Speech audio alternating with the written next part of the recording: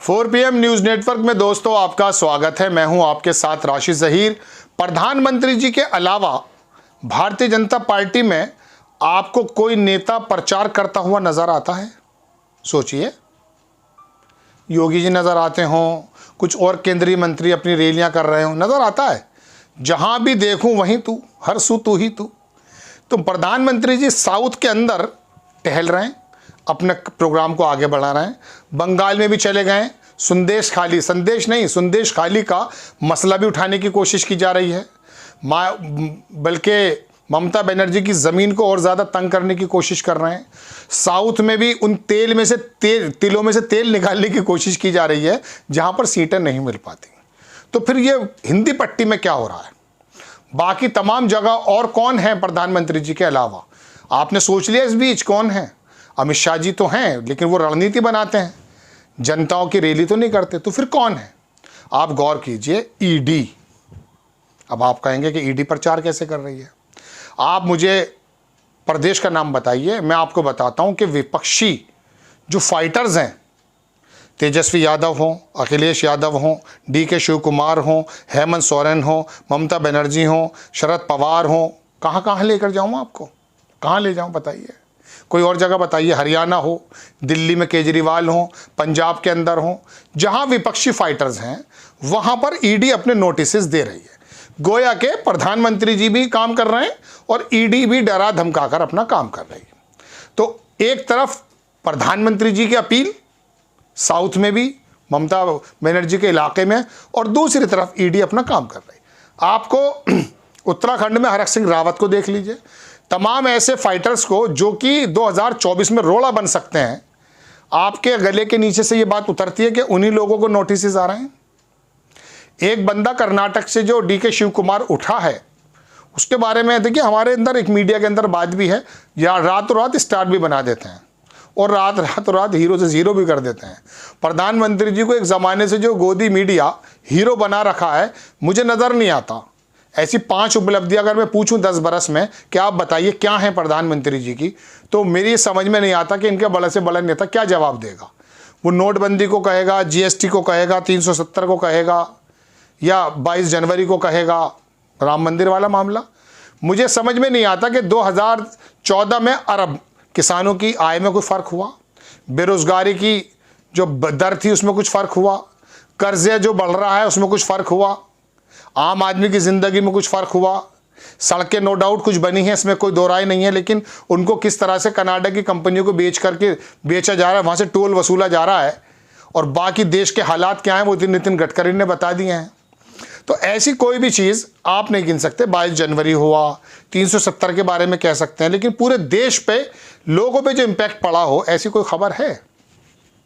बस यही बात है कि ईडी के ज़रिए उनको डराया जाए। तेजस्वी यादव परिवार कह चुका, साहब ईडी को ऑफिस यहीं खोल लेना चाहिए। हेमंत सोरेन को जेल डाल दिया, केजरीवाल जेल जाने वाले हैं, अखिलेश यादव को डराया जा रहा है, ममता बनर्जी वो मायावती को पहले डरा के बिठा दिया, ऐसा आरोप लगता है। तो अब आप ये बताइए दोस्तों, क्या सवाल उठाना, अपनी पार्टी को आगे बढ़ाना, देश के सामने एक अल्टरनेट रखना, ये गलती है? क्या विपक्ष को आप इस तरह से दबाने की कोशिश करेंगे? और ये आपके सामने होगा।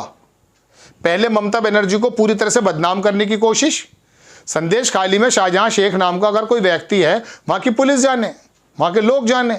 आप मणिपुर तो जाते नहीं हैं, जहाँ नरसंहार हो रहा है, जहाँ बहन बेटियों को नंगा करके दुष्कर्म किया जा रहा है। आप संदेश खाली चले जाते हैं, जिसकी एक ज़माने तक रिपोर्ट भी नहीं थी, फिर आई रिपोर्ट, अरे वो तो एक लोकल एडमिनिस्ट्रेशन का मसला है। आपको वहाँ के हिंदुओं का बड़ा मसला आ गया सामने, वहाँ के कमज़ोरों का मसला सामने आ गया। आपको कश्मीर के मुसलमान नज़र नहीं आते हैं, आपको मणिपुर के मणिपुरी नज़र नहीं आते हैं, आपको कुकी और मैते समाज नज़र नहीं आता है, आपको किसान लोग नज़र नहीं आते हैं, आपको अग्निवीर नज़र नहीं आता है, आपको बेरोज़गारों के लोग नज़र नहीं आते हैं, आपको विद्यार्थी जो पेपर लीक की वजह से परेशानी और सड़कों पर पड़े हैं वो नज़र नहीं आते हैं। आपको नज़र क्या आता 22 जनवरी, आपको नज़र क्या आता DK शिव कुमार, आपको नजर आता तेजस्वी यादव, अखिलेश यादव। अरे इस तरह से राज करना है तो फिर हिटलर की हमें जरूरत है क्या? बताइए। आपको दर्शकों, बात यह है कि हमें लोकतंत्र की बात बताई जाती है।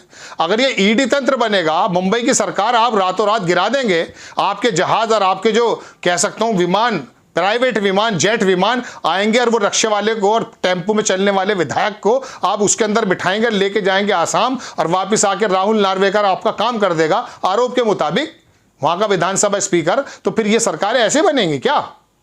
और आपके सामने हो रहा है सब ये। अब आप कहेंगे कि खबर सुनाने वाला राशिद ज़हीर है, मोदी जी के तो खिलाफ बोलेगा। तो रवीश कुमार तो राशिद ज़हीर नहीं है, पुण्य प्रसून वाजपेयी भी तो राशिद ज़हीर नहीं है, अजीत अंजुम तो राशिद ज़हीर नहीं है, विनोद दुआ तो राशिद ज़हीर नहीं थे। बताइए, आपके सामने ये जो गोदी मीडिया को, जिनको सुप्रीम कोर्ट, हाई कोर्ट और इनकी जो रेगुलेटरी है वो बाकायदा दंडित कर रही है। सुधीर चौधरी जहर फैला रहा है, एक्सेप्टेबल। अमन चोपड़ा बेअमनी की बात कर रहा है, एक्सेप्टेबल। तमाम गोदी मीडिया के बागड़ बिल्ले जहर फैला रहे हैं रात दिन, आपके लिए एक्सेप्टेबल। और जो आपसे बात कर रहा है वो एंटी इंडिया, एंटी नेशनल।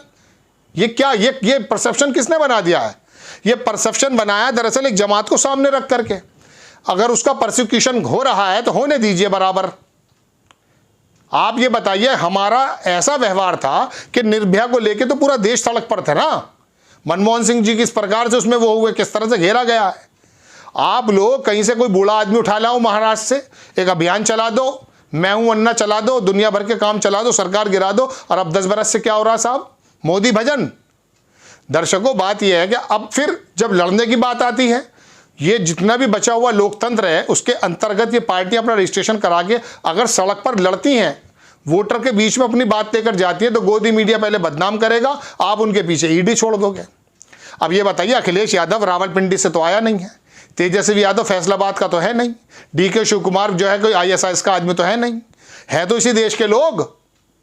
अब मुझे बताइए दर्शकों, अगर इनके पीछे ईडी इस तरह से पड़ेगी कि जयंत चौधरी को आप किसी और लालच में दें, कहीं लालच कहीं डर।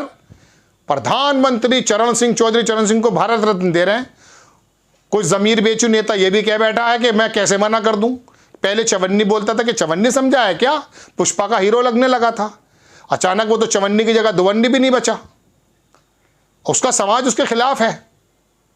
तो बात यह है दर्शकों, कहीं आप लालच दे रहे हैं, स्वामीनाथन को आप भारत रत्न देते हैं, लेकिन उनकी जो नीति है, उनकी जो सिफारिशात हैं किसानों के संबंध में MSP को लेके, उनको लागू नहीं करते आप। तो अब उसके बावजूद भी तुर रहा है कि आप में से एक बहुत बड़ा वर्ग मोदी जी के भजन गा रहा है। हम मना नहीं कर रहे हैं, मोदी जी भी हमारे देश के हैं, प्रधानमंत्री हैं हमारे, लेकिन आप ये बताइए कि ईडी का दमन क्या सब इन्हीं लोगों पे होगा? भारतीय जनता पार्टी में आने के बाद अजीत पवार बिल्कुल फरिश्ता बन गया। बताइए आप, प्रधानमंत्री जी आप ही तो 5 दिन पहले कह रहे थे कि 70,000 करोड़ रुपए का राष्ट्रीय करप्ट पार्टी है, ऐसे तो कहा था। NCP को नेशनल करप्ट पार्टी, उसी के बंदे को डिप्टी CM बना देते हैं आप एक तरफ जो है प्रज्ञा ठाकुर को देख के यूं कर लेते हैं, बड़े अच्छा लगा क्योंकि उसके मुंह से अपशब्द निकले थे, लेकिन आप भ्रष्टाचारियों को फिर बिठा देते हैं। हेमंत सोरेन कह रहा है अपनी विधानसभा में, राजनीति नहीं छोड़ूंगा, झारखंड छोड़ दूंगा अगर मेरे पे कोई बात साबित हुई। उसको जेल में डाल रहे हैं आप। ये चलेगा? ऐसे चलेगा लोकतंत्र? आपकी अदालत में दर्शकों, आपकी अदालत में तो बात रखी जा सकती है ना, अंदाजे में कुछ भी हो, बात तो आपकी अदालत में रखी जा सकती है, वही रखी जा रही है। तो आप ये बताइए दोस्तों कि किस प्रकार से ईडी का डर दिखाकर, ये लालच दिखाकर आप सरकारें बनाएंगे। लेकिन परसेप्शन बदल रहा है। राहुल गांधी नाम का व्यक्ति जमीन पर उतरा हुआ है। जब आप सब लोग जाकर के जातीय गठबंधन और सीटों का वितरण कर रहे हैं और धर्म के नाम से जो है पार्टियां बना रहे हैं और कैंडिडेट उतार रहे हैं, ऐसे समय में एक आदमी आपसे किसान की, जवान की, नौजवान की और बेकसूर की और अल्पसंख्यकों की और कमजोरों की बात कर रहा है, आप उसको नहीं बदल सकते। उसकी सच्चाई के सामने आपको आना पड़ेगा, क्योंकि मूलभूत प्रश्न वही है कि हमारे बच्चों को शिक्षा कैसे मिले, हमारे पेट में रोटी कैसे आए, हमारा रोजगार कैसे बन जाए। वरना 81 करोड़ की जगह 150 करोड़ भी हो जाओगे ना तो लाइन में खड़े मिलोगे। फिर आपको खबर कैसी लगी अपनी राय कमेंट्स बॉक्स में जरूर दीजिए। चैनल को सब्सक्राइब कीजिए, शेयर कीजिए। नेक्स्ट टाइम में किसी खबर के साथ हाजिर होता हूं। जय हिंद।